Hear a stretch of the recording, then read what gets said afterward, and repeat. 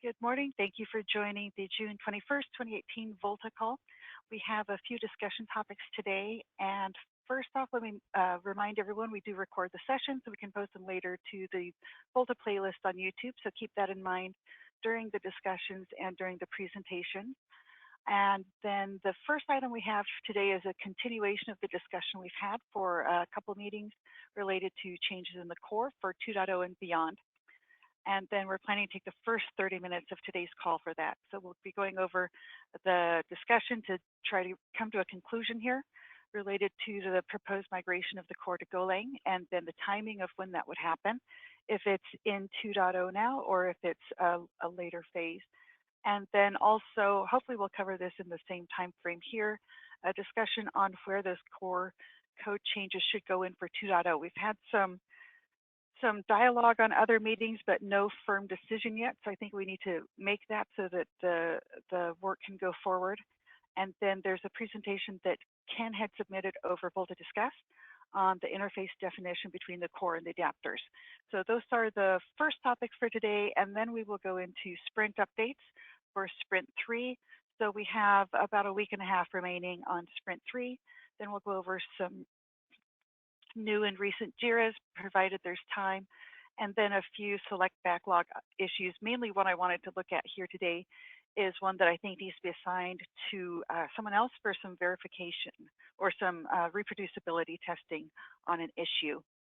And then a quick recap of where we are with the poll results for the schedule for the engineering stand-up meetings. And with that, then I'm going to go ahead and hand the presentation rights over to Ken for the core discussion.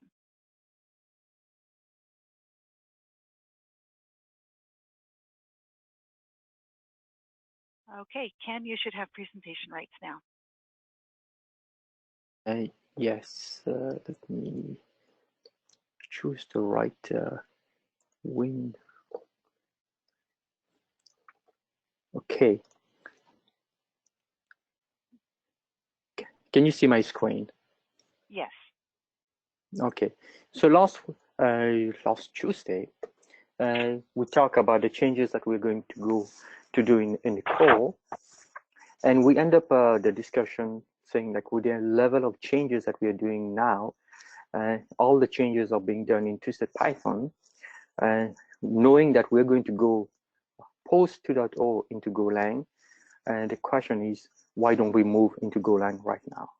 So I'll open it to discussion, whether we should be moving the core to Golang right now instead of waiting after 2.0 to do so. I would like to get the community input on that. All right, so this is Don. I'll be happy to jump in. I would say that I'm actually in favor of that completely for a few reasons. Number one, I think Go is probably, from a concurrent perspective, the best language that has been designed and the most readable, et cetera. So I strongly support the using Go. From our perspective, we have some deliverables for deploying a functioning system to production this year. The current master branch is something I could be comfortable deploying. So I'm not worried about whether we can get this done in time for our field deployment this year.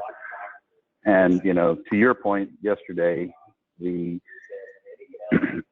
doing throwaway work, trying to refactor this in Python only to throw it away down the road it seems silly. So I guess that's my perspective. It won't hurt me even if it slides it out 2-3 more sprints.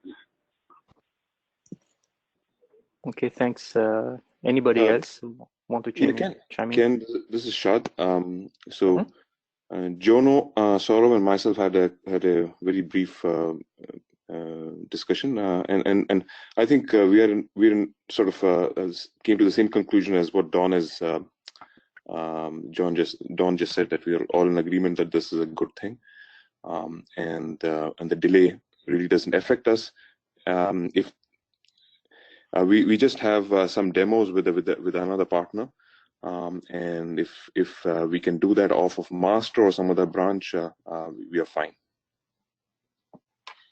Okay. This is Chip, and I'm not sure if it. Yes, Go is a nice concurrency language, but I don't know if it's necessary in all circumstances.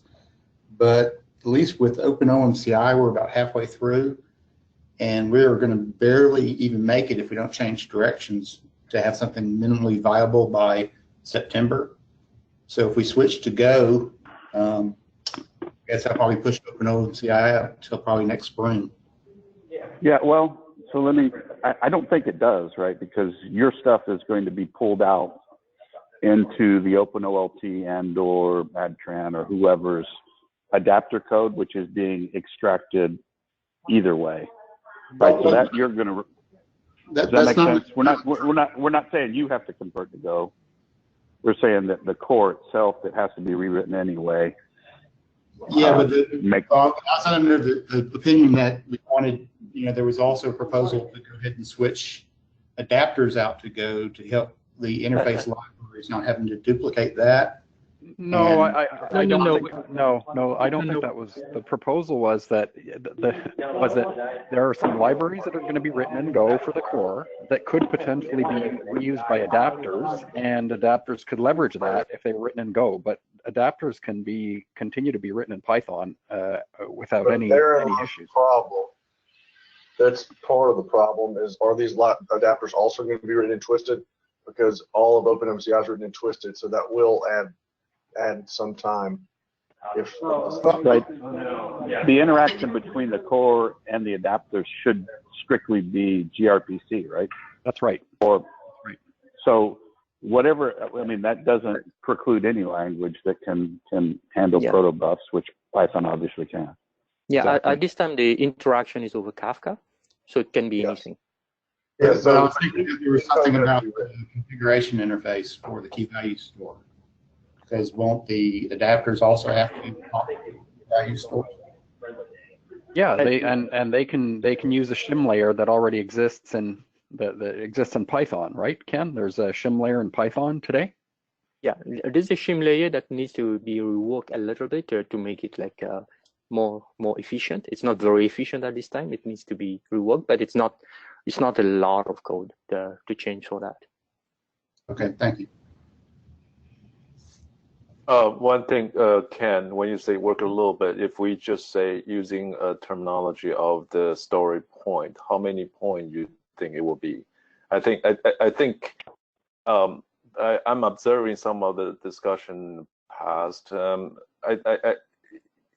Maybe let's quantize the effort. Probably will be better way to express how much the resource actually need to establish certain kind of change, right? So how many story point do you think it will need to complete that shim adapter or whatever? The shim layer that talks to the KV store, is that what we are talking about? Yep. Okay, I think to complete that, we are looking for Twisted. We are looking maybe like one full sprint. I would say to make it robust and everything. I think it's a one full sprint.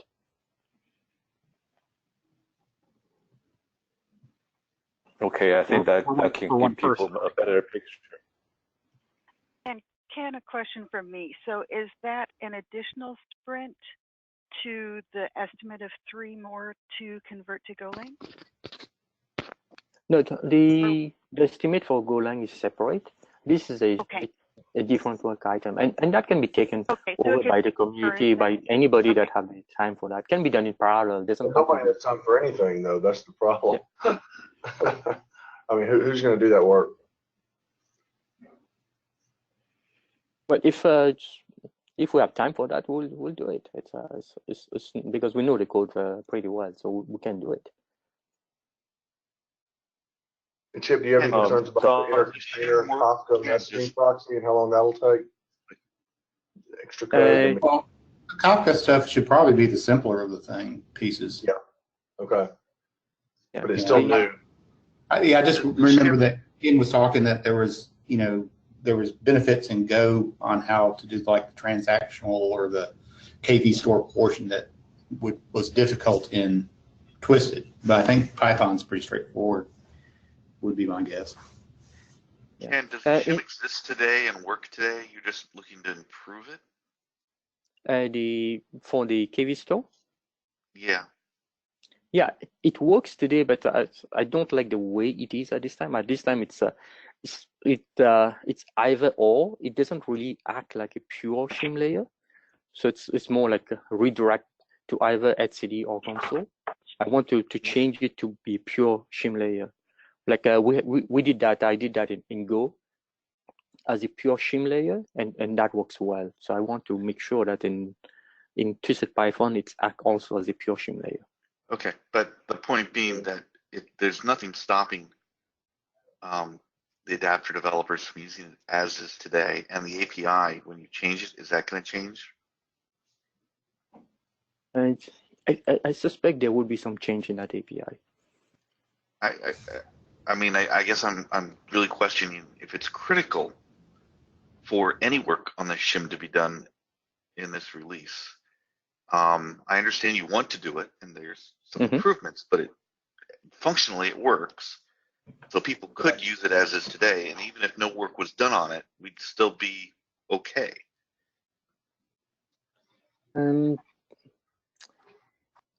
will need to look at the code a little bit further for that, but I think there would be some rework a little bit. I think that API may change a little bit, not too much, but it will change a little bit. So maybe Ken, let's focus on getting as a work item instead of doing the entire scope of what you want to do. Let's nail down the interface and make sure that that's not going to change. And so if we don't have time to do the rework, to the robustness rework and all that, then we leave it for 2.1.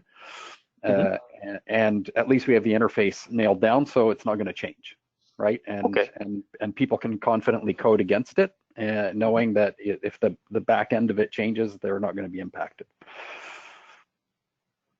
Yeah, we can do that. That's not a problem.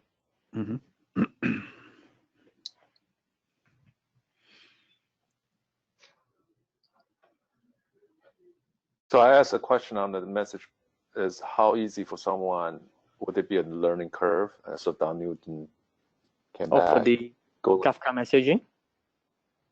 No, about changing from someone had been writing Python, Twisted Python, and now have to change Golang, or how is there any learning curve? Of course.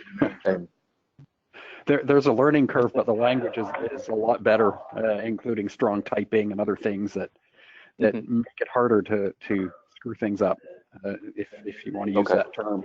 So yes, there's going to be a learning curve. It's obvious, right? But it's more readable too, right? Yes, it is. It is. Yeah. I agree. Yeah. And for debugging also, it's way better. When you see an error, you know where it is. In Twisted Python, you get a deferred. And that time's good luck. Yeah, I know. What a mess. I just wish we thought about that doing last year in May timeframe. Sean, you know what? The proposal initially for writing VOLTHA was Golang, and I got voted down by others who knew Python better. But the initial VOLTHA one, the very first POC, right? The proposal from me and Ken was to use Go. That's a pre 1.0. That's pre 1.0. Right? The 1.0. Yeah. The 1.0 started May timeframe. Yeah, no, understood. Okay. It was for POC 1, where we were just starting on it, and we got voted down. So it's historical, but it was because things had to be done quickly, and most of the participants knew Python better. So that's how we ended up in this situation. So what I think David was asking about whether the API will be changed, all that kind of stuff. So I think that's probably the most important thing, right? We want to make sure we have the interface identified. So on the way going down the road, So is that some action item we will get out of that topic of the discussion? Yes, that was what we agreed on, is to define the interface first and code the interface first within the release 2.0, and then if we want to make additional improvements, they'll all be behind that interface, and there should be no impact to anyone using it. And Julie, do you think we want to see, I know the Sienna, the Ken and Sergio, you guys doing a lot of job on this one, but I think this is kind of tricky, right? So Julie, do you think we want to have some point, to have that interface identified by a certain sprint so we can move forward? So maybe the best way for me to address that is to ask Ken and Sergio when they think that could be complete, by which sprint, knowing that we're halfway through 3 now, and then find out if that works for the rest of the community. So that may be my first stab at that one. So Ken, do you have an estimate for when that could be completed? I think that could be completed by end of next sprint. Okay. Yeah, go ahead. Yeah, that sounds pretty good. And well, I know for the OpenOMCI, our use of the KV store is pretty simple. So an API change would be easily handled, but we might want to get a list like the CLI I know uses it, and there might be a few others. So we might want to make sure. I think the impact will be small, but we'll need to identify what does need to change.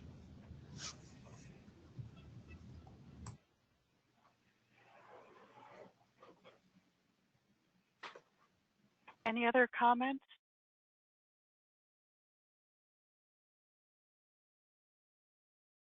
Go ahead. I do want to make sure, since we don't have the TST board in place yet, but I think on AT&T's position, we think we can do something we can using existing master and go forward with our control deployment, and we agree with the Golang is a good language, and the Sienna definitely pro that approach, and I think Atran, you guys are pretty okay with it right now, right? What about Redis? Do we have Redis on and other company around?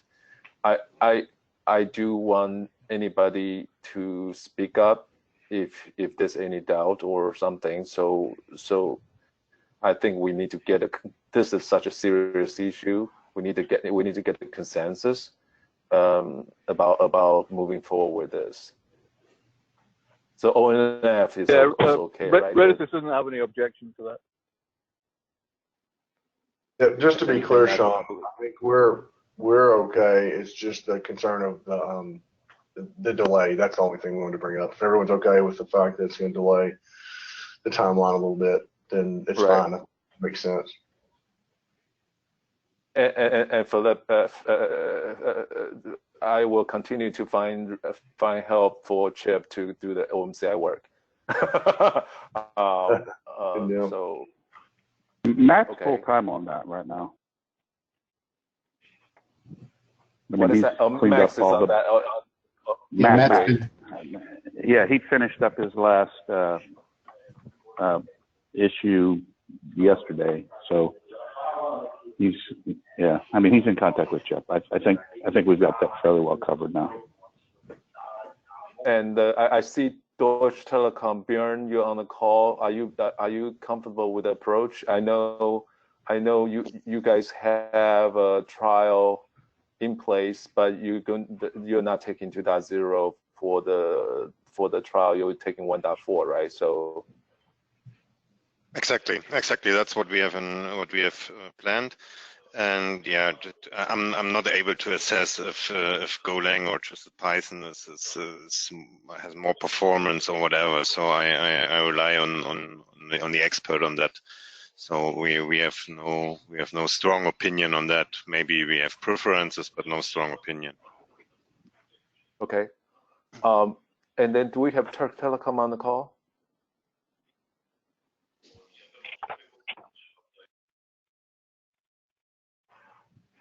I think that sorry, I can never pronounce it. The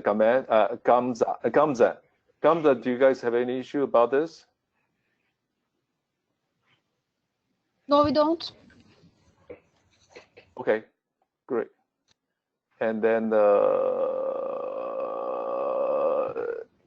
Keita-san, are we okay with the Golang?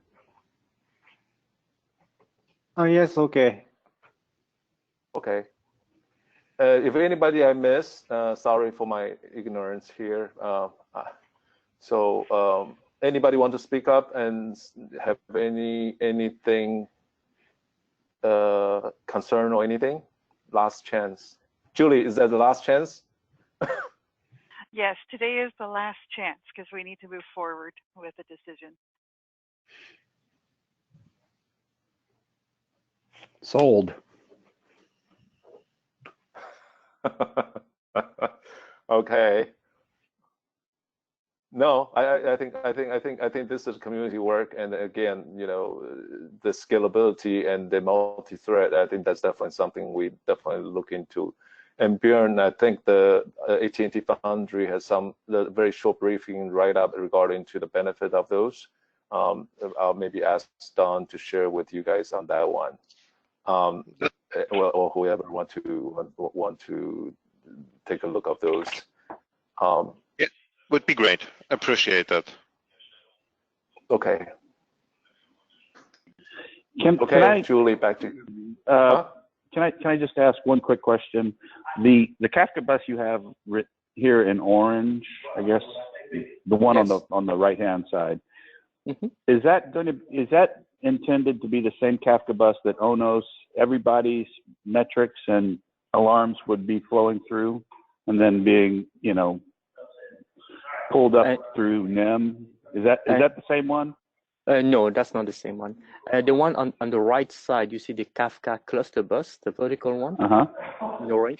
That one is the one that is currently we're using for PMs, alarms, and everything. The yellow one is really an internal. Well, that's what I mean. If it's just events, alarms, etc., you know, data that's generated as a consequence of running the system. No, it's basically the one in yellow here, the Kafka messaging bus. This is really I understand that one. Yeah, but it's the orange one I want to talk about. Oh briefly. yeah. Oh, sorry.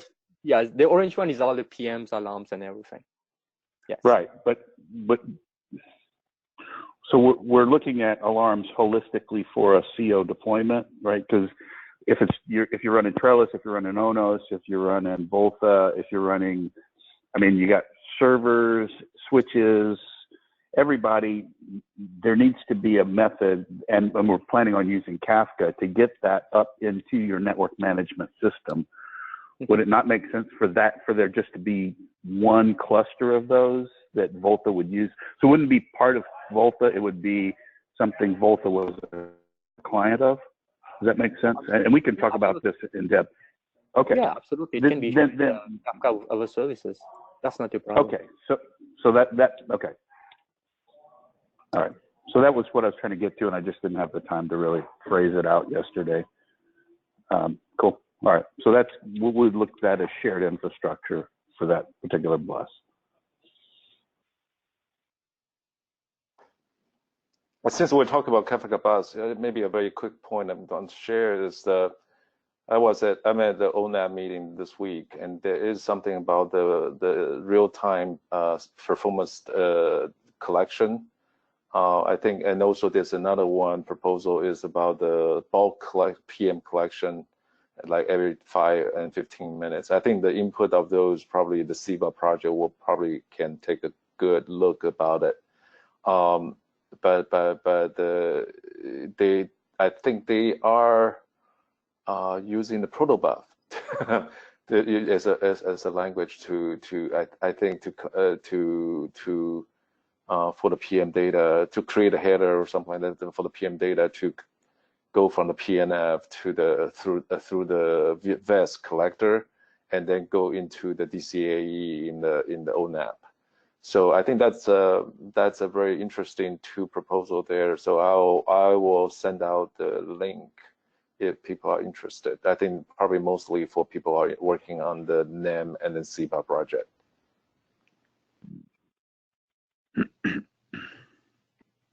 Sorry, I have a question. This is speaking Jason. And I have the question is about Redfish implementation. And according to the list microservice, can I implement some Redfish in the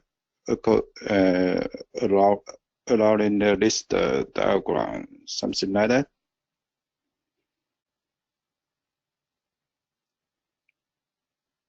Sorry, I didn't get the question. Like implementing. Yeah.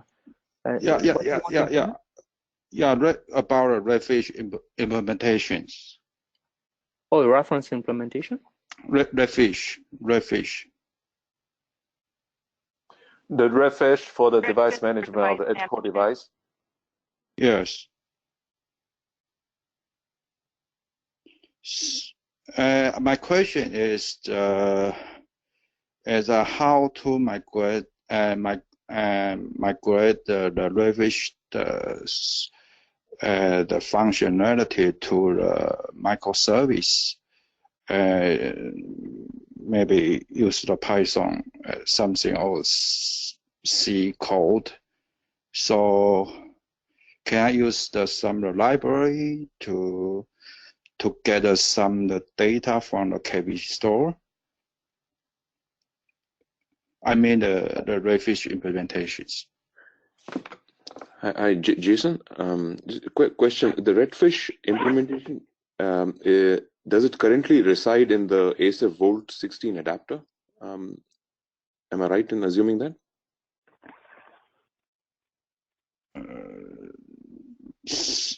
Sorry, I don't really.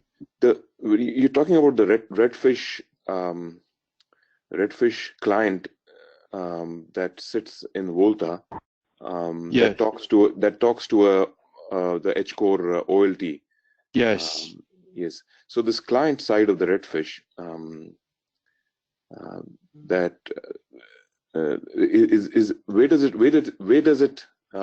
is it located right now? Is it in the ASF Volt 16 adapter or is it like a standalone code? I know there's some implementation of it. I'm just trying to understand where does it run right now? Okay. Shouldn't Radisys answer that? I think they did it, right? No, this was done by the CalSoft guys and then picked up by Jason. Oh, I see. So I think it's different architecture, and if we do the SIBA, the Redfish client should be it's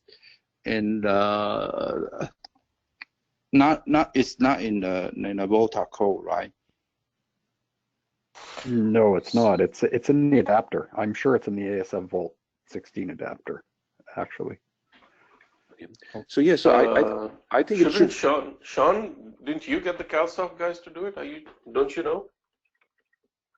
So the CalSoft guys were actually working with Radisys, right?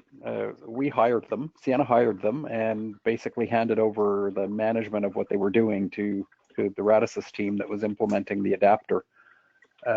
So Kim might be in a good position to talk about that. I don't see him on the call. This is Girish here. So I think it was picked up by HCore team, and that Redfish part of the code is interact with. So okay. So if it's a library, then I guess the code right now is in Python, and that can be used by the existing adapters. And moving forward, you could if you're still going to be working on it, you could think of a Go version of that same Redfish library. If not, I think you could look into whether it can become a microservice on its own, which other adapters and there may be other OLTs that use Redfish as well. So other than EdgeCore, so then it can be a microservice that can be used by other by other vendors as well. Okay, thank you.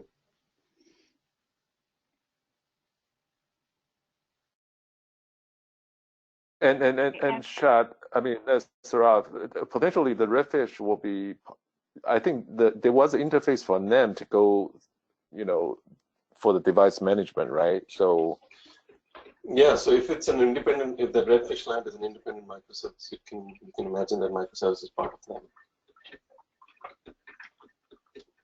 right? It's got nothing to, it's not tied into VOLTHA, it's just going directly down to the box. And hosted with the NEM set of microservices. That's right. Yeah, the northbound interface can directly talk to this microservice. Yeah, that's true. Okay, I think we have a couple more items to discuss on the core before we move on. So, Ken, are you ready to go on to the next item? I don't know if we want to talk about where to place the code at this point, or if you want to go to the interface discussion.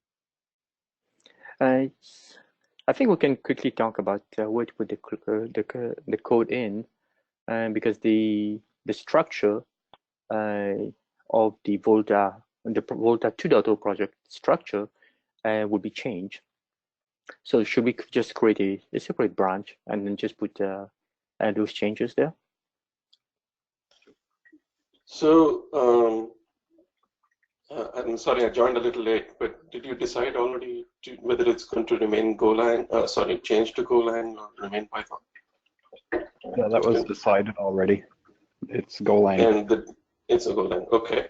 And so typically in the past, what I've seen is that when such massive changes are coming to a project, the way I've seen it done before, the way I've done it myself, is that you branch out to a different branch, make all your changes in that branch, but you keep that branch updated with whatever changes that are happening in the core, in the master branch, right? So it's, when you branch out, it's your responsibility to see that your branch is not only getting your own changes, the big changes, but you're also staying in sync with what's happening in the master branch, porting those changes over to your branch, until the day you come where your branch and the master branch are passing all the tests, the same set of tests, and therefore you can say that, okay, today don't push anything else, and I'm going to merge all my merge this branch that I created and kept up to sync with master, and now it's passing all the tests. I'm going to move that back into master. Right? That's the way I've seen it done. That's the way I think makes a lot of sense.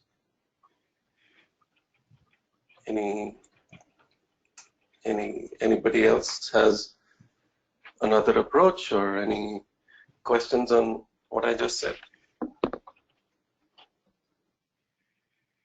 No, I think that makes a lot of sense. Yeah. I was going to say, one thing is, this is basically a rewrite of core. So that, I mean, and writing it even in a different language. So I don't know that just the core work would necessitate, right? You could leave the old VOLTHA there, but the peripheral work might make the most sense to go ahead and have a separate branch. I don't know. I mean, I don't care one way or the other, to be honest with you. I just.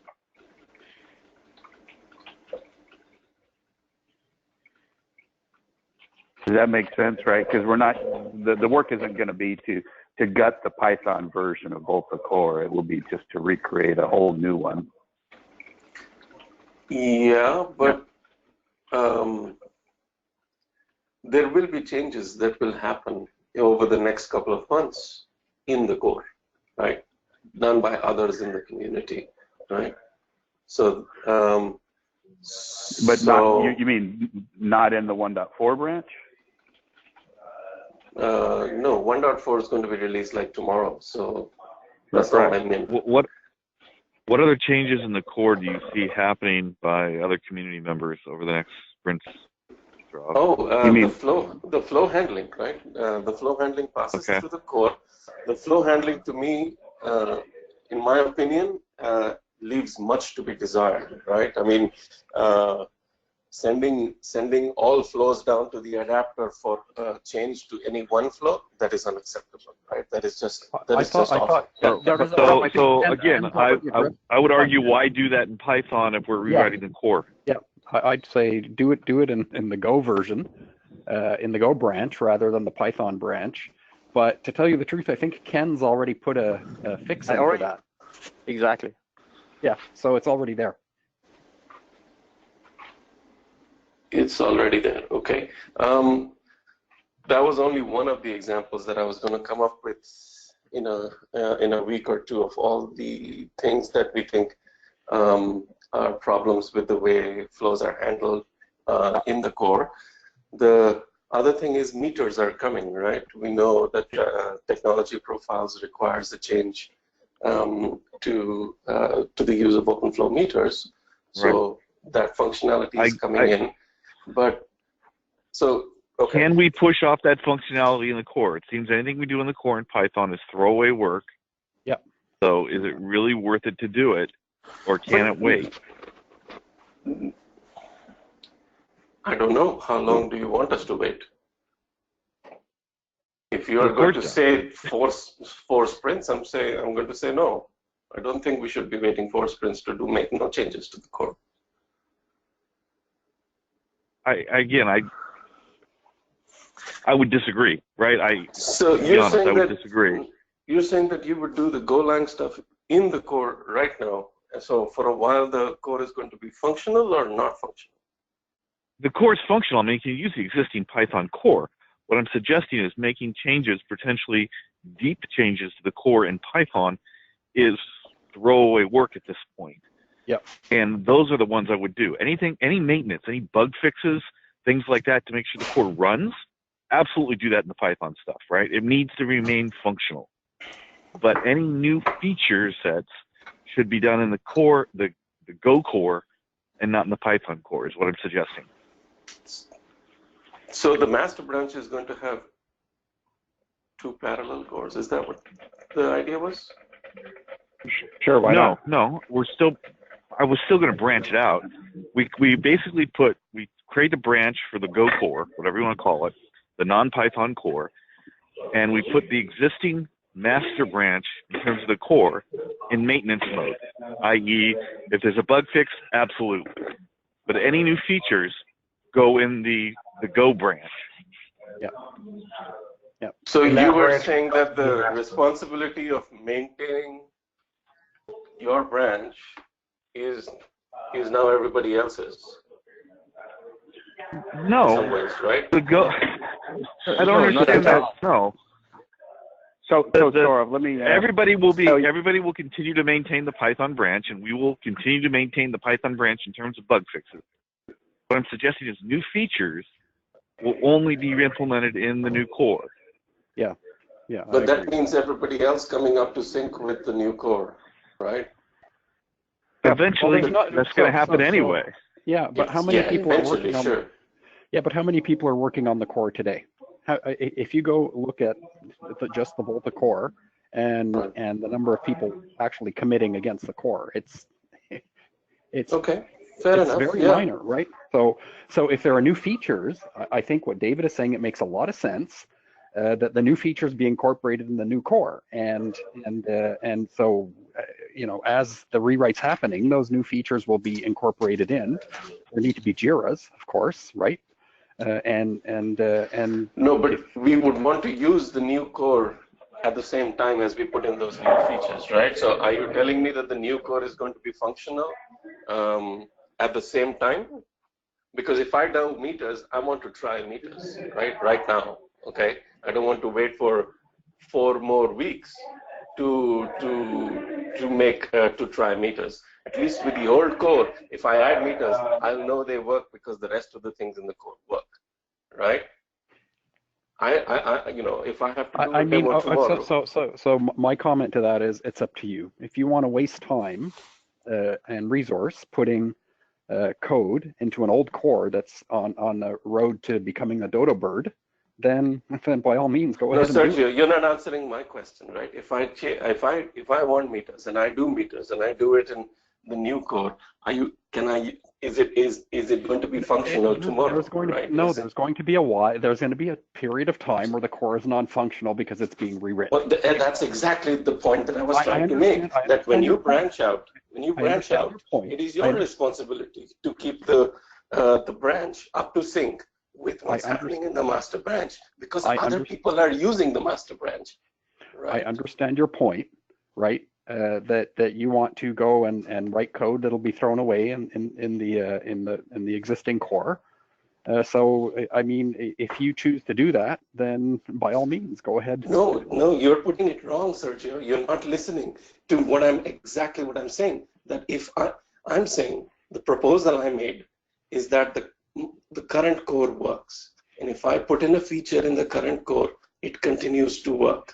And if you branch out to make a big change, it is not me who has to make the change in the branch. It is you who has to ensure that your branch stays with sync. So I would say that rule is not universally true. And what I mean by that is in the Go core, meters and table support, table ID support, that will be in the new core. The things to support the technical profiles will be in the new core.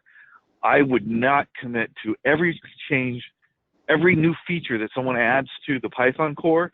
I would not commit at this point to going into the new core. Those have to be discussed before the new features are added to the Python core to see if they make sense. But if we're talking about the specific features to support technical profiles, yes, they will be in the new core. Yeah, that's what I was going to say. But done by you, right?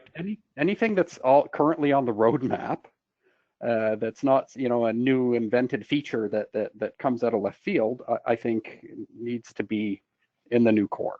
If there's a new feature that just materializes tomorrow that somebody wants to implement, then as David said, that needs a discussion, and we vote on it. And we go, yeah, that's fine. That's fine. That's why the TST is coming. But the point that I was trying to get at, which I still don't think David answered, is that if I make changes to the master, right, and it's whatever has been pre-agreed on, right, which is, say, something like meters, right, is it the Sienna team that will take that from the master and port it into the new Go core? I don't know if anybody can commit to potential future work not knowing what it is. And so I would be hesitant to say it's going to be the Sienna team. I would say it's going to have to be someone. When we get to that point, I think we talk about the resources.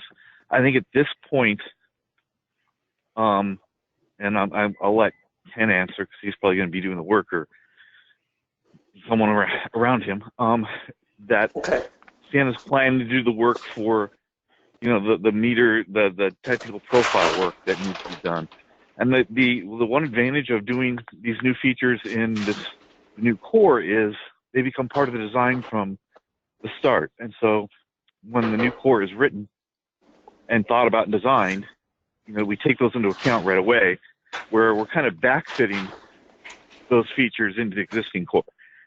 So from a design perspective, implementation perspective, I think in the new core, we can plan, it would be better. It's always better to think of something up front than, try to backfit it.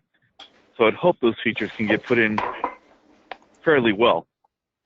But in terms of a feature that we haven't yet discussed or thought about even, who's going to implement that? I don't think anybody could sign up for that type of work. Well, that was a long-winded answer to something. It's a simple question, but okay. I get it, right? But the point that I was trying to make is that if we need a feature and we implement it, we can't wait for a few weeks to be able to use it, right?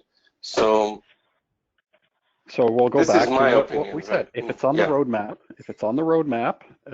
assume that we will build it into the core. Sienna will build it into the core. So the enhancements for technology profiles, that'll just be designed right in. If there's a new feature, then that needs to be discussed and voted on, and that's basically the way I think we need to approach it. Okay. Sounds good, Sergio. Thanks. Okay, so going back to the branching strategy, I'm not sure I got it right, but I think we should consider branching to create a terminal maintenance stream for the ongoing twisted Python core, and the master branch becomes the development branch for all the new transition to Go. Thoughts? My only concern with that is that means the master branch for some amount of time would be non-functional. Yeah, that's true. Right? And that'd be my concern about that. So I totally hear you, but the problem, there's a couple of things that terminal maintenance branch could be thought of as the master until the new Go-based core master comes online. The problem you're going to have is if you branch and do all the development in the branch, it seems like it's going to be a pretty ugly merge back up to master, because of the dramatic change in all the source code and in the directory structure. So that's just what I was thinking about. Yeah.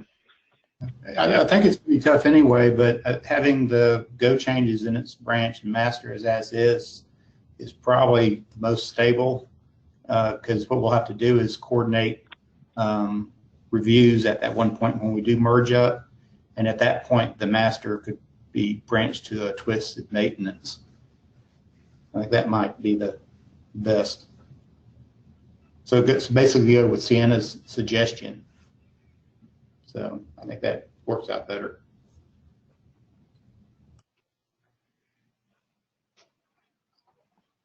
So if I understand right, those were two proposals that essentially one proposal was the non-Python work in the master branch, and one proposal was a non-Python work in a development branch. So was that correct? So there wasn't a consensus, is what I'm getting at. Yeah, I think that's true. I was just throwing it out for discussion, not a proposal per se. I wanted to hear thoughts on what the best approach would be, the least painful. So certainly the least painful is to make these changes in master, but it'll be broken for a long time, which means nightly compiles and things or tests will fail. The side branch will continue to work. I don't know that we've got the infrastructure set up to pretend that this side branch that we've created with the Python can be considered the one that gets tested every night and everything. I don't know. That's something I'd have to ask somebody. Okay, that's exactly what I was hoping. So that's what I was hoping we could do. If we can't, then that's probably more of a problem. Yeah. So I don't know. Does anybody from the ONF know if a side branch can be considered as the one that gets compiled every night and has a unit test run against it, or does it have to be master?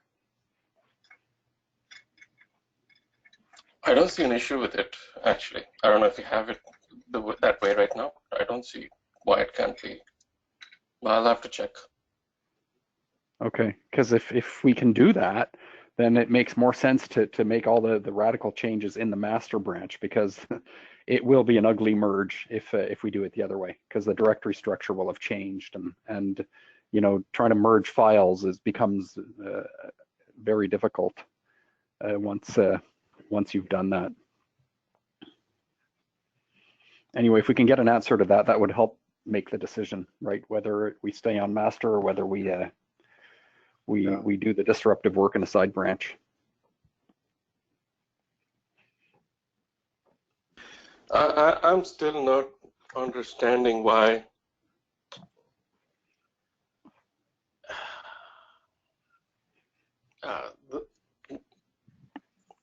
okay, so if this is done in the master, then what happens to the working master? It becomes a branch. The current master becomes a branch. All nightly builds and unit tests and everything get run against that branch. And master is basically the main development branch, but it's going to be broken for a while. So we need to. So if I want something changed and I want it to continue working, then I have to work on the side branch. On the branch that used to be master. Yeah, that's the one approach. The other approach is to invert that. the working branch remains master, and a side branch gets created for the new work. And in the end, if everything is kept in sync instead of a merge, it's basically master gets replaced with the side branch once all the tests and everything is passed. I don't know how you keep it in sync with the directory changes and the code changes. Well, if there's a change to well, one thing we could do is keep the directory structure the same until the very last second before it gets merged in. The other because you freeze changes right on master during the 2 or 3 day period you're trying to merge it in. Right. Right. So and the other thing is the only changes that get really ugly are the ones where changes are being made to the Python core that have to be put into the Go core, because there's no merging there. It's basically a human understanding what the feature does and then recoding it in the Go version, right? So it's really not a merge. So it can work with a side branch, but at the end of the day, once the directory structure is altered, it's just almost a complete replacement of the master branch once you've assessed that everything is still working, right? So you run all the tests and you say, okay, the side branch is working, and so just replace master with it. That's the other option. I think they both work. I wouldn't do a merge of a side branch that has a radically different directory structure into master. That's just it's asking for trouble. I think it's easier to just replace it.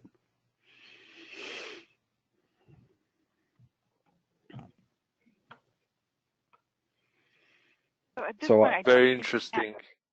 Just one observation. Since I'm in China, I'm trying to go to golang.org. I cannot reach it. So just observation. Okay, Julie, back to you. Okay, so at this point, I don't think we have an agreed path forward for how we're going to do this. What do we need to do to come to resolution? And I'm not sure if we're going to be able to do that today. It sounds like we may need to do some checks on whether or not the side branch could be used for the nightly builds and so forth. So what are our next steps? What do we need to do to close out this decision? Julie, just a question for Sergio and Ken. Can we consider actually having a completely new repo? Because moving forward, you can imagine having separate repos for the core and the adapters. Every adapter could have its own repo. I mean, that certainly works, right? You put the core in its own repository, and then the thing is, you know what? Testing the entire system becomes more difficult. Well, I guess not, because we've got a wrapper around the whole thing anyway, right? So we can pull from multiple repos to build the tree structure needed to do integration testing across the whole system. Oh yeah, I mean something like the repo tool or Git submodules. So the only question I have is what goes into that repo, right? Does the adapter Kafka bus go in there? I mean, we need to sort of brainstorm it and throw some ideas up on a whiteboard to see what this would end up looking like. But I'm not averse to that idea. It actually sounds pretty good.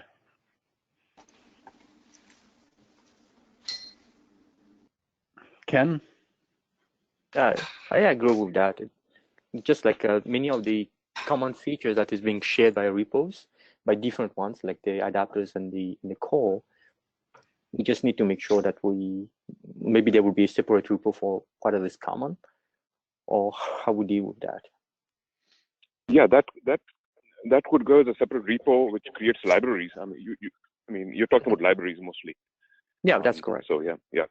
So that would be a common repo of libraries or a multiple repos. But basically, those would be common across other repos that use those. Yeah, I actually like this idea too. The one thing I'd caution is don't use the repo tool that tries to make multiple repos feel like one repo. I think that was a big mistake that Cord made, and it took a while. Yeah, the alternative, which is Git submodules, is also. I wouldn't use that either. Yeah. I would exactly. use everything as a flat space and be done with it.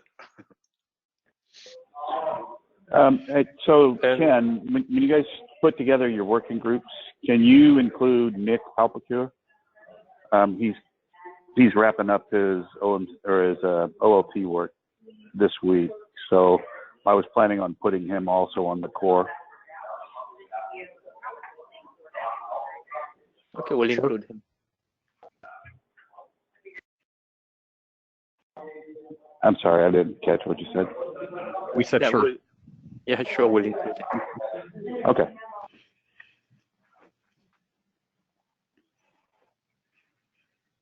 Okay, so do we need more time for people to think about whether to use a separate repo? What are our next steps? So Julie, I think what we need is to sort of brainstorm what this repos, what set of repos are going to make up the SIBA, right? In the end, I think that's the question of the day. So some of us need to get together and whiteboard the scenarios and then say, okay, this is what it's going to look like. And so for 2.0, we'll break it up into these different repos and then go from there. I mean, I don't think there's any disagreement that separate repos would work, and it probably simplifies things. So the challenge is to determine what the repo structure is going to be. Okay. And you need, let's see, for a whiteboard session, are you thinking folks would get together down at ONF and then have a dial-in bridge? Do you need help for me setting that up, or is that something that ONF can coordinate? Shad or Sarov or anyone?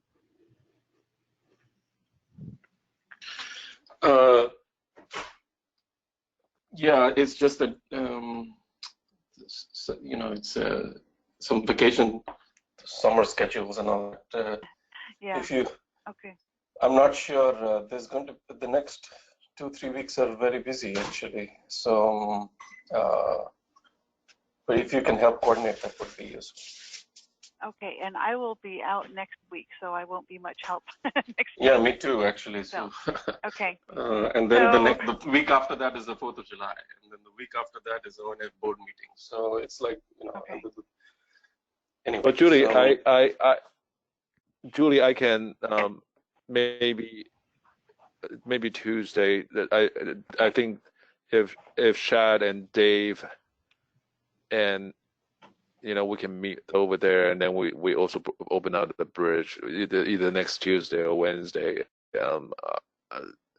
I'll find a schedule. Okay. So we meet at ONF. Okay, thanks, Sean. That's useful.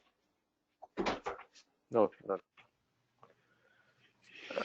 2 weeks out of the country has been very, very long. Okay. Okay.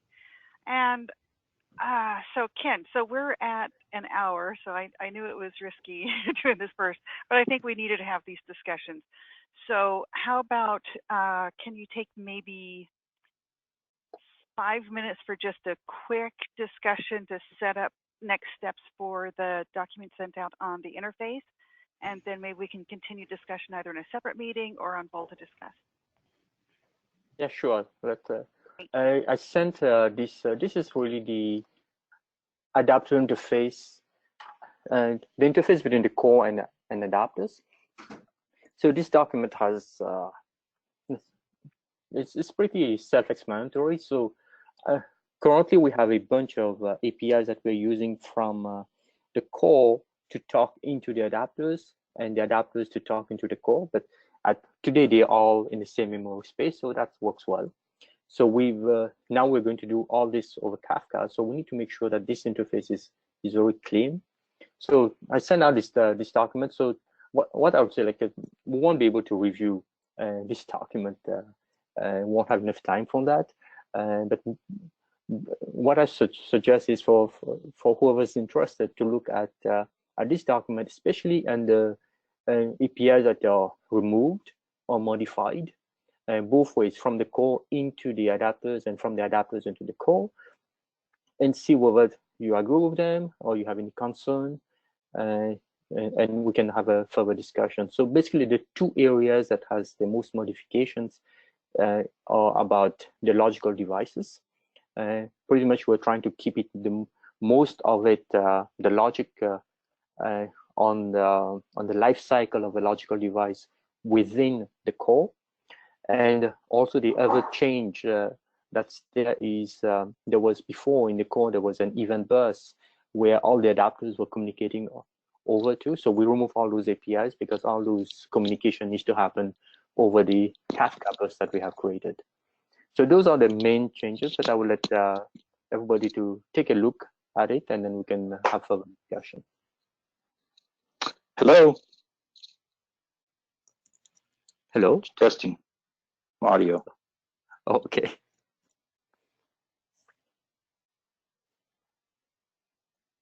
Do you have a question, Tom?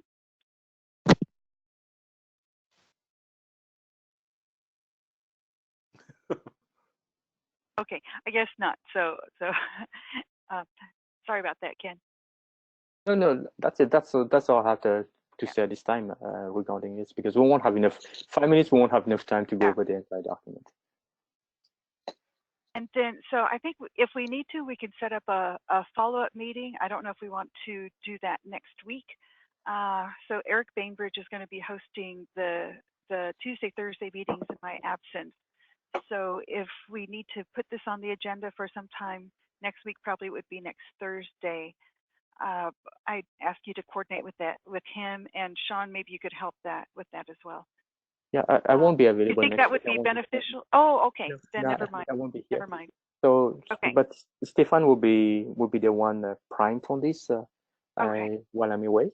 But a lot of discussions I think can happen over email too. It doesn't need to be just a call. So let's try and handle it that way. We'll use VOLTHA Discuss and try and resolve questions, issues over email. And then if it gets to the point where you think that there's a sort of a breakout meeting needed or a larger discussion with the group on one of these calls, just reach out to me and let me know that. Yeah, thanks. Okay, great. Thank you. So with that, I think we will move on to the updates for Sprint 3. So last call for questions for Ken before we move on to that.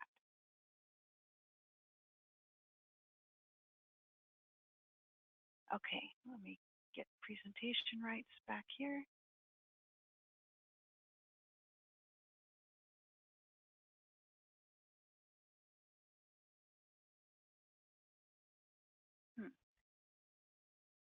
I'm having problems.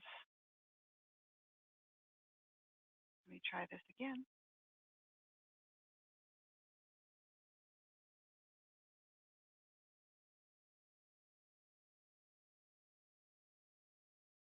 There we go. I think I have presentation back. Are you able to see my screen?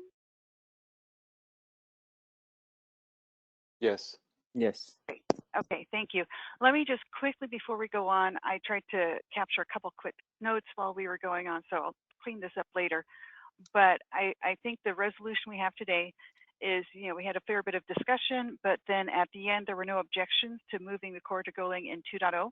So we're planning to move forward with that. We expect it's going to take 3 additional sprints for that work. There's going to be no forced migration for the adapters to Golang. They can stay with Twisted Python, and that eases impact to OpenOMCI.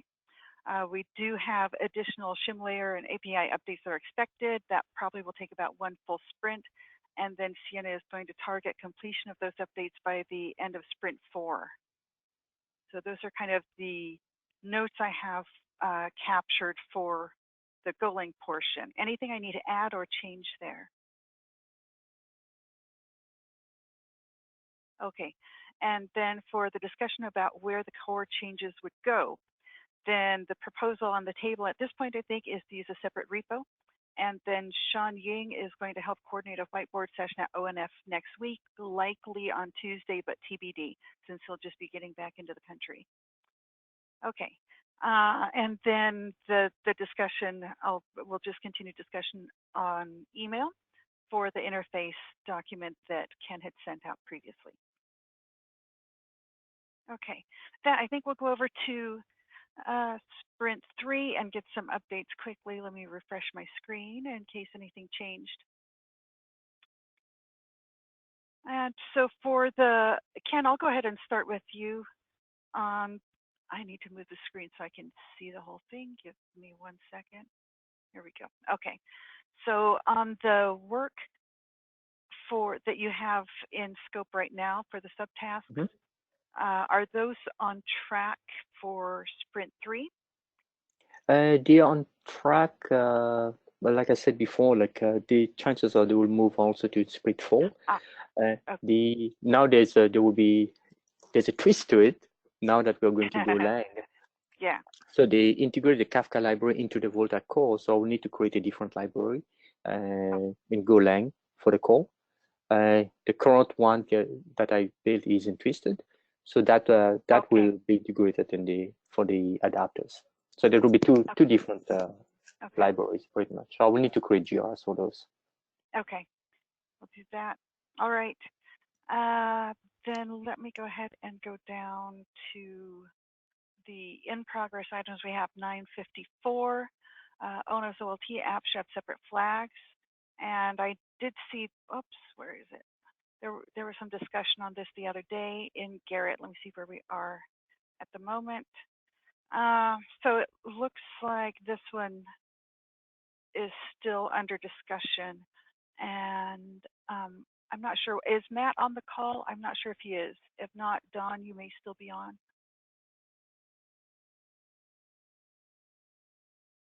Find the unmute button. I don't think Matt's on the call. Yeah, okay. So I think this one will need Matt to go back and take a look because we have some new comments in a couple days ago on this. So we'll need to get this one for some further discussion, I think. And this one was 954. Oh, good. And then next one is 778. And this one has a review in Garrett as well. And let me go take a look here. Okay, so Venkata, are you still on the bridge? Yeah, I'm here. Okay, thank you. So it looks like this one can't be merged. It needs, perhaps needs to be rebased. It says there's a path conflict. So I think I'll probably need you to go back and look at this one again. And then Ken, once that's ready, then probably needs you to review this. And I don't know if anyone else needs to be added to the review list for this item. So I'm sometimes not clear on who all needs to get added in Garrett. But right now, Ken, you're on this one. Yeah, sure, no problem. I can review it after it's rule-based. Okay. So Venkata, could you go take a look and see if you can figure out what's going on with the issue? Yeah. Merged? Great. Yeah, I'll take a look. All right. And then we'll move on to the next item. And this is related to the creation of Helm charts. And let's see, I've closed up the control screen so I can't see who is on the bridge. Gopinath, are you on today?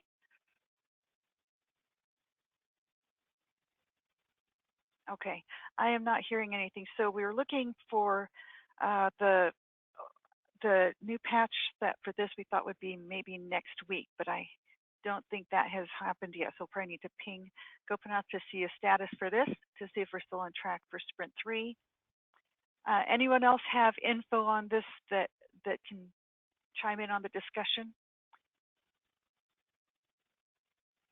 Okay, I'm not hearing anything. So Chip, if you're still on, let's take a look at the OpenOMCI issues. I know you would put in some updates in your issues as well. So we can go ahead and start with the PM state machine implementation, if you would mind. Do you want to go back to that question? I just got a text from Matt. He says he's seen the question, but he doesn't think it's actually addressed to him. Oh, yeah, I didn't go all the way into. Let me see. So David, are you still on? That was your question, I think. Let's take a look here. Yeah.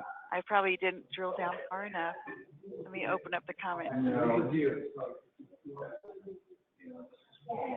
Yeah, so it's like a conversation between Jono and David. Okay. I'm trying to remember the question. Oh, this is about the version tick. I'm not sure we ever answered the question.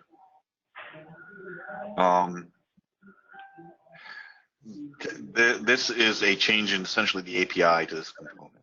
So my suggestion was, because it's a change of the API and at this point existing configurations of this component are no longer working, does this mean we have to uptick the version? That's all I'm asking. And so is Jono the one that needs to answer that question? I don't know if Jono needs. It's one of these things. It's really a formality. From a formal process, it probably should be moved to 2.0. If it's not, let's face it, this is the only project that uses the component. It's not critical. But since we're in there already making the change, do we just also uptick the version? And if one of the person says yes or no, I'm okay with it, because I think it's kind of trivial, and the fact that we're going to have wasting this much time on it probably is more time than it deserves. Okay, so if there's anyone who can comment on the call today, that's great. Otherwise, let's see if we can just get this resolved offline. Anyone else with feedback to add?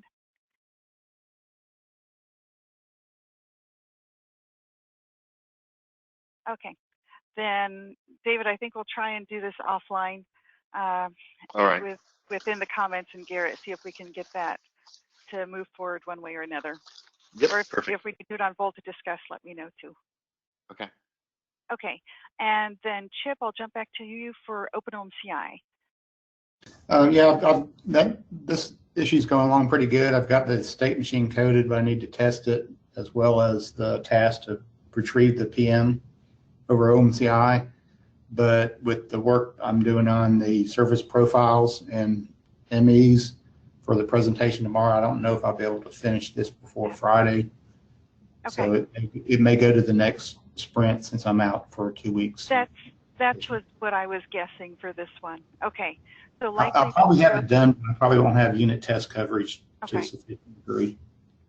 Okay, so likely this one will close out early in the next sprint. Yes.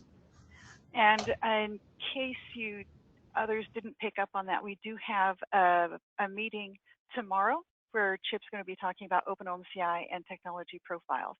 So we made a reference to that. So we have an additional meeting set up off of our usual schedule for tomorrow morning. And so that's what Chip was mentioning. So let me go back and let me see what else we have for you on OpenOMCI today. I think that's it. That may be it. Yeah, I think I that's know I was going to vacate. Okay. Then the next item, let me see. Andy, are you on the bridge?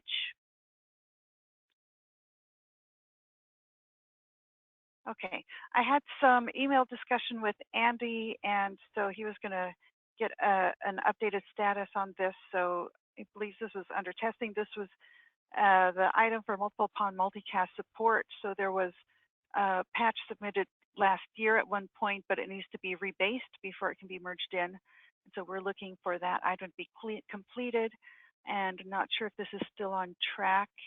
So I'll follow up again with Andy offline. It sounds like he thought this was on track because we've got some labs set up and some testing, but we'll just follow up afterwards.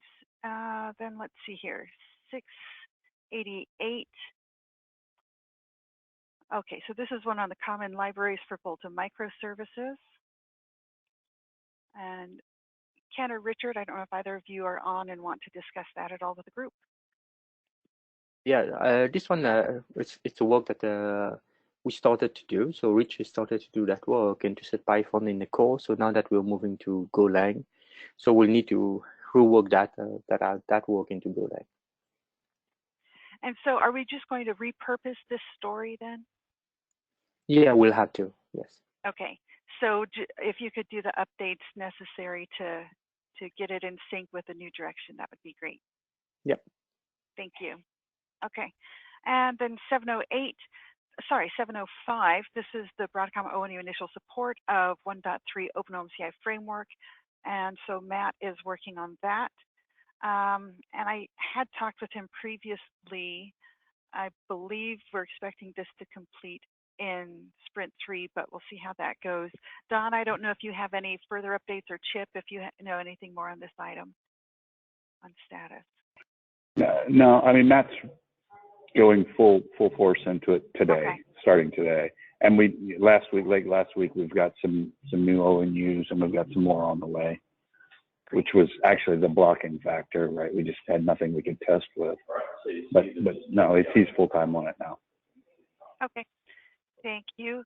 And then one thing I'm going to toss out there just as an idea here is, once this work is complete, probably maybe after the sprint wraps up, it might be nice to have a brief demo including some of this work. So we can discuss that later if that would be something that the group would like to see. Yeah, that'd be great, because there's a CLI now that you can look at things. Yeah. Okay. So we'll try and line that up once Matt finishes the work. So thank you for that feedback. Sorry, I can't read numbers today. 762. This one is OpenOLT ONU delete. And Don, do you know the latest status on this item? Let's see here. I don't see any. Don or Shad? Shad. Oh, it was assigned to Jonathan. Yeah. Yeah, I saw Jonathan, and I was thinking Jono. Jonathan. 762 ONU delete. Where are we at? So we were going to test some stuff today. But VOLTHA side is done. We were just having an issue actually getting the OLT to clear out an ONU without a reboot. So I have some code that I want to try today, but yesterday we were going to do it, and I'm going to start making a middle of it, so we had to start to go over. So that's the whole day. Okay. So but you're closing in on it. Yeah, we're closing. Okay. So there's just some issues with the OLT driver itself that, but he thinks he's got a bill. Him and Nick were stomping on each other yesterday. Okay. So hopefully in the next day or two. Okay. Then for the group, any questions for Jonathan on this? All right. The next item is the baseline performance. Identify the baseline performance. So I had a question. I don't know if Stefan is on. If Stefan, you could answer this. Otherwise, I'll address it to Ken. So we had the presentation last week related to some of the performance on 1.3. And so is this item still undergoing additional work at this point, or is no, that's a completed item. Okay, so I'll move that to the done column. Thank you. All right, I think the next one is Venkata. 812. This is if the fiber's pulled on the ONU side, the ONU LOS alarm doesn't clear print copy. Yes. Yeah, I'm working on that actually, so I'm hoping to finish it in the spring. We'll try to do that. So this one looks like we're still on track at this point. Okay. Yeah. Thank you. And then Chad, I think we'll move over to you on the OpenOLT Val 2.6 support. Yeah, so this is probably going to come in either today or tomorrow. It's under review. Nick from Foundry is been testing it as well. He's got some feedback on it, yeah, so it'll go in probably today or tomorrow. Great. Okay. Any questions from the group? All right. Next one is 947. AAA radius authentication fails intermittently. And that should be complete. Patch is submitted. I mean, it's an ONOS patch. But yeah. Okay. I think it's, let's see.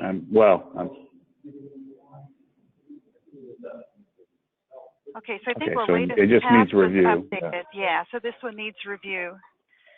So we've got Amit and David and Jono on here for the review.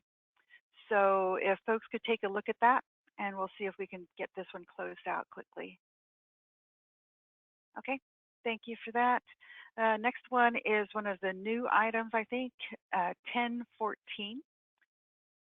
Open OLT reconciliation problem, and this was opened by Nick, and it was related to a state machine inconsistency after reconciliation that prevented packet in and other functions. And it looks like there is code in Garrett at this point. And questions from Shad back to Nick.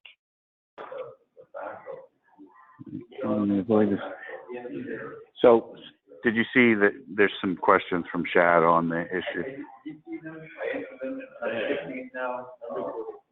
Okay, so Nick says he's addressing the Shad's questions, and we'll have it shortly. All right, thank you. And then the rest, I think, are in the to-do column. So I want to get a sense of whether we're still thinking these will complete in Sprint 3. And the first one is assigned to Amit. Amit, are you on the bridge? Hello. Yeah. So I had a question for you on 484, which was the delete and addition of flows are not working on the edge core adapter, on the edge core. And so this one, you had a question back to Sean, and then indicated that this needed to be retested with the new val releases. So do we expect that the retest happen in this sprint? I don't think we can do it in this sprint. I think we should take it up in the next one. And but we are still on val 2.4, and so we would try to test it with val 2.4. And I think you said likely it's going to move to the following sprint. There was some background noise. I wasn't quite sure. I think I heard that this would likely move. Yeah, Julie, that's what I was trying to say, that it would spill over to the next sprint. Yeah. Thanks. Thank you. And then the next item, 789. And this one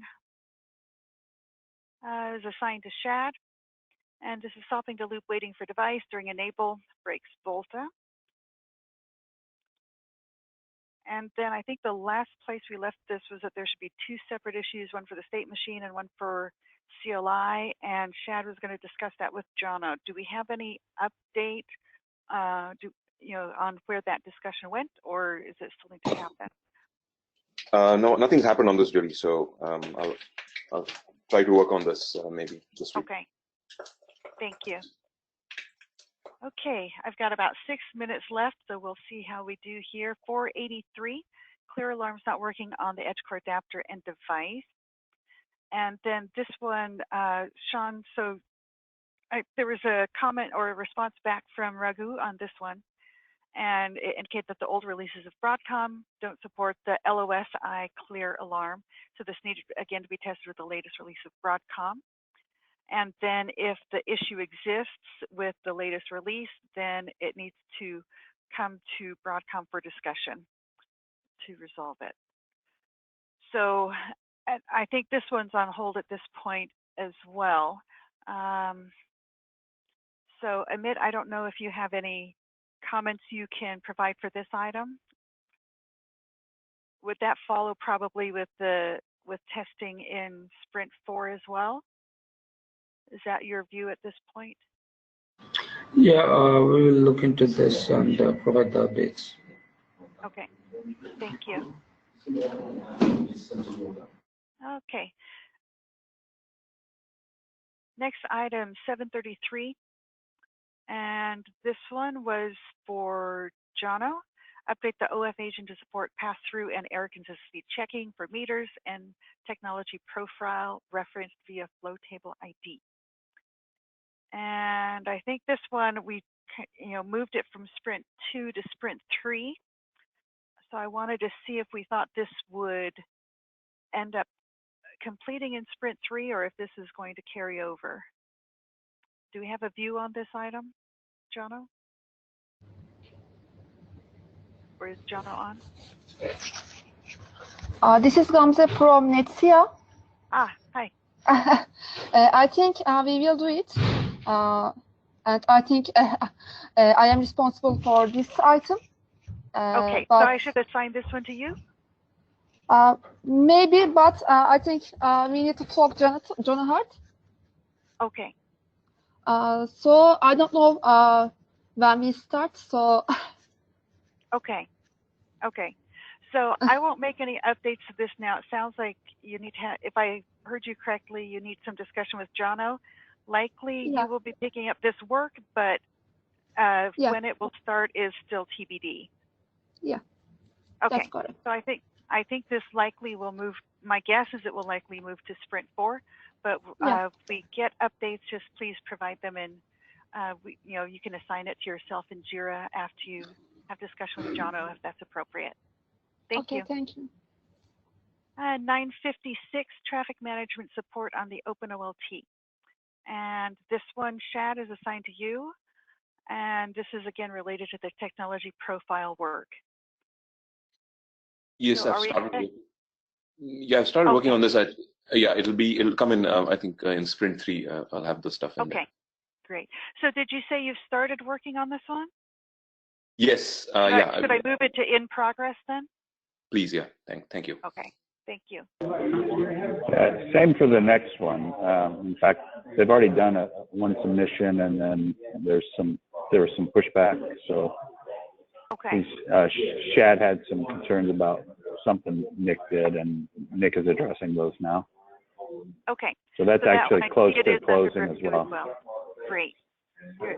Okay, so we managed to at least get a very quick recap of the Sprint 3 items. And again, I did mention I'll be out of the office next week. I'll be here Monday, but then Tuesday and Thursday, those calls will be hosted by Eric Brockman in my absence.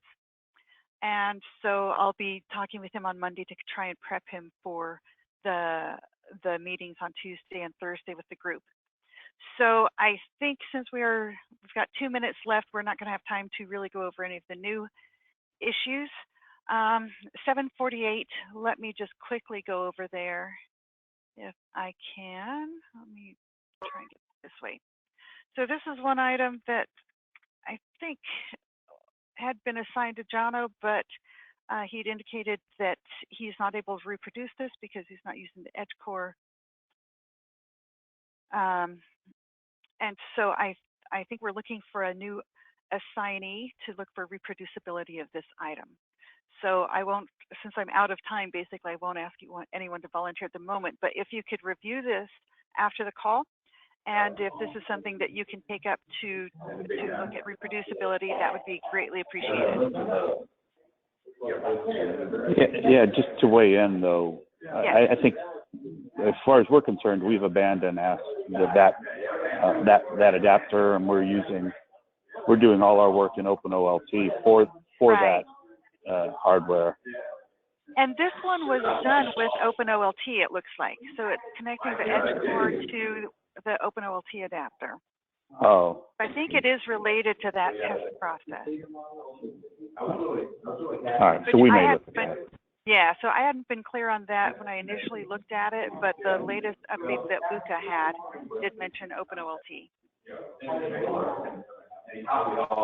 Okay, I'm out of time, so I'm going to just quickly go over the last item on the agenda here, which is the schedule for the engineering stand-up meeting. We had tried kicking them off on Mondays, sort of middle of the day Pacific time, but I think the results of the poll, we're going to shift that time, and the time that worked for everyone that responded to the poll was Mondays at 8 a.m. for a half hour Pacific time.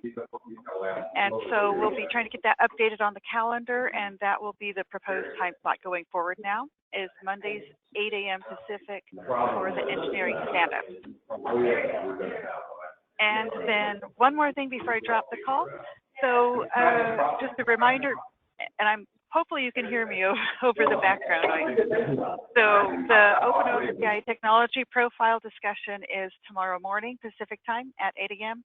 And then we have on next, in 2 weeks. In 2 weeks, we have an additional technical discussion lined up with AdTran for going over some work they've been looking at with VOLTHA for G.fast. So that one is coming up in a couple of weeks. And that's it for our topics for today. I'm out of time. Any last minute comments or questions before we drop the bridge? And Gamza, I see your comment that you may be able to look at 748. So thank you very much. All right, with that, I'll go ahead and drop the bridge. Thank you, everyone.